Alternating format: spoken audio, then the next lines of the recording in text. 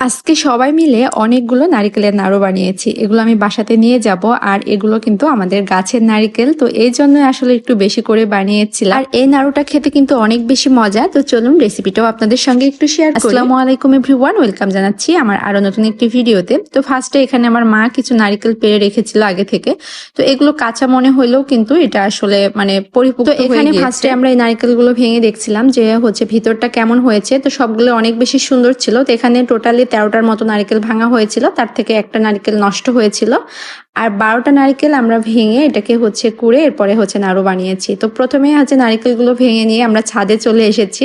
তো বিকেল টাইমে ছাদটা অনেক বেশি ঠান্ডা ছিল। আর এই যে গাছগুলো দেখতে পাচ্ছেন না, নারকেল গাছ, এই গাছগুলো কিন্তু সবই আমাদের, অনেকগুলো নারকেল গাছ আছে আমাদের, আর মাশাআল্লাহ অনেক নারকেলও ধরে। আর নারকেলের নাড়ু তো আমার কাছে এমনিতে অনেক বেশি ভালো লাগে, আর আপনাদের কাছে কেমন লাগে সেটাও কিন্তু অবশ্যই কমেন্টে জানিয়ে যাবেন। তো এদিকে এই যে দেখুন, একটা একটা করে প্রতিটা নারকেলের পানিগুলো বের করে নেওয়া হচ্ছিল, আর পানিগুলো কিন্তু অনেক বেশি মিষ্টি ছিল। এগুলো করতেও কিন্তু অনেক বেশি কষ্ট হয়েছিল। এই যে নারকেলগুলো ভাঙা, এরপরে প্রতিটা নারকেল একটা একটা করে কোড়া, তো সবকিছু মিলিয়ে অনেক কষ্ট হয়েছিল। আর নারকেলগুলো কিন্তু এত বেশি সুন্দর ছিল মাশাআল্লাহ। আমি ফার্স্টে এখানে একটু করেছিলাম, তারপরে সন্ধ্যা লেগে আসছিল, এরপরে নিচে নেমে আসি, তারপরে আমার ভাবিরা সবাই মিলে নারকেলগুলো আমরা কুড়ে নিই, আর 1 গামলার মতো নারকেল হয়েছে।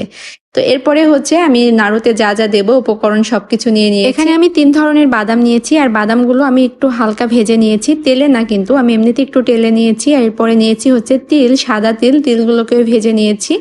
এরপরে আমি বাদামগুলোকে সব গুঁড়া করে নিয়েছি, আর তিলটা আমি আস্তই রেখে। এভাবে বাদাম এবং তিল দিয়ে যদি নাড়ু বানানো যায়, সেই নাড়ুটা খেতে কিন্তু অনেক বেশি মজা হয়। অনেকে আছে শুধু কোনো কিছু দেয় না, জাস্ট নারিকেল গুড় দিয়ে মেরে এরপরে নাড়ু বানায়। তো নাড়ু অনেকভাবে বানানো যায়, যার কাছে যেভাবে খেতে ভালো লাগে সে সেভাবে বানিয়ে নেয়। তো আমি এই যে এখানে নিয়েছি আজকে 12টা নারিকেলের জন্য আমি 2 কেজি গুড় নিয়েছি। প্রথমে বড় একটা কড়াইয়ে গুড়গুলো ঢেলে নেওয়া হয়েছে, এরপরে নারিকেল দিয়ে হাত দিয়ে বেশ কিছুক্ষণ মাখিয়ে নিয়েছি। এরপরে দিয়েছি যে ভেজে রাখা তিল, তারপরে দিয়েছি এখানে গুঁড়া দুধ, 10 টাকা প্যাকেটের আমি 2 প্যাকেট গুঁড়া দুধ দিয়েছিলাম, তবে গুঁড়া দুধটা একটু বেশি দিবেন, খেতে ভালো লাগবে।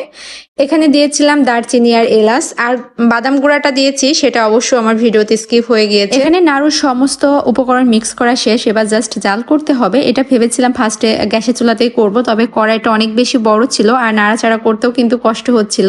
তো এই যে বেশ কিছুক্ষণ নাড়াচাড়া করে এরপরে নাড়ুর শেপে চলে এসেছে। আর এটা কিন্তু খুব দ্রুত বানাতে হয়, না হলে অনেক বেশি শক্ত হয়ে যায়, তখন কিন্তু আর খুব একটা বেশি ভালো বানানো যায় না। এই যে গোল গোল যে নাড়ুর শেপ আমরা হাতে করছি, এই শেপটা কিন্তু দেওয়া যায় না যদি বেশি শক্ত হয়ে যায়। এখানে আমরা সবাই মিলে বসে গিয়েছি বানানোর জন্য। আর আমার কাছে সব থেকে কিন্তু বেশি ভালো লাগার পার্ট যখন নাড়ুর এই শেপটা দিই, তখন ভালোই লাগছিল, একটু গরম গরম ছিল। তো এখানে আমরা সবাই মিলে খুব দ্রুত বানিয়ে নিয়েছিলাম। আর যখন নাড়ুটা ঠান্ডা হয়ে যাবে তখন কিন্তু সুন্দর একটা শেপে চলে আসবে। আর